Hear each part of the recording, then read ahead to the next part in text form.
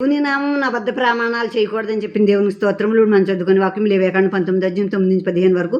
మీరు మీ భూమి పంటను కోయినప్పుడు నీ పొలం యొక్క వారలను పూర్తిగా కోయకూడదు, నీ కోతల్లో పరిగెను ఏరుకొనకూడదు, నీ ఫలవృక్షముల తోట పరిగెను కూర్చుకొనకూడదు, నీ ఫలవృక్షముల తోటలో రాలిన పండ్లను ఏరుకొనకూడదు, బేదలకును పరదేశులకును వాటిని విడిచిపెట్టవలని నేను మీ దేవుడినైన యెహోవాను.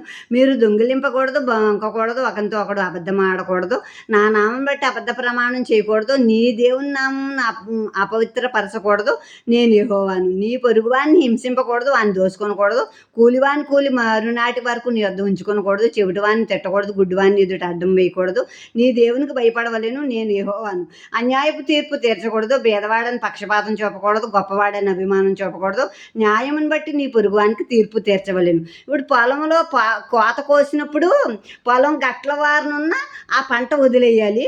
అలాగే పనలు కట్టేటప్పుడు రాలుతూ ఉంటాయి, ఎన్నుల కింద కొన్ని పడిపోతూ ఉంటాయి, ఆ పరక ఏరుకోకూడదు. ఎవరు? ఆ పొలం గల యజమానుడు ఆ వెన్నులు ఏరుకోకూడదు.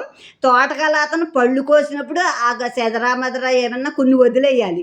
అవి పేదవాళ్ళకే, పరదేశులకి స్వాస్థ్యం ఉండదు కాబట్టి ఆ పరదేశులు ఏరుకు తింటారు. పేదవాళ్ళకి ఏమి ఆస్తులు ఉండవు కాబట్టి వాళ్ళు ఏరుకుని తింటారు. ఆ పరక రాలిన పళ్ళని, ఆ వారంలో వదిలేసిన ఎన్నుల్ని వాళ్ళు కోసుకుని వాళ్ళ ఆహారం కొరకు వారు ఉపయోగించుకుంటారని ఇక్కడ చెప్పబడింది. అలాగే నేను మీ దేవుణ్ణి.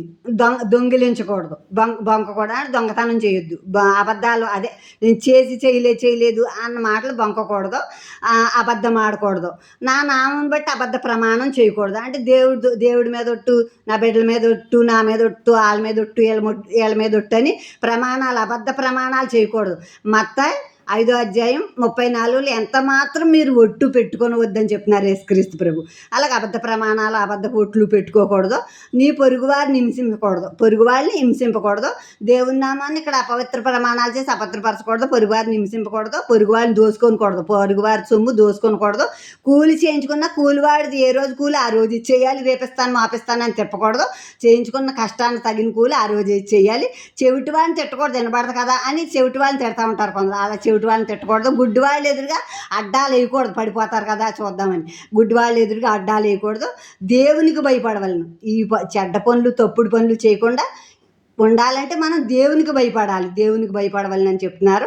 నేను యెహోవాను. అన్యాయపు తీర్పు తీర్చకూడదు, గొప్పవాడని అభిమానం చూపించి, పేదవాడని చిన్న చూపు చూపి అలా చేయకూడదు.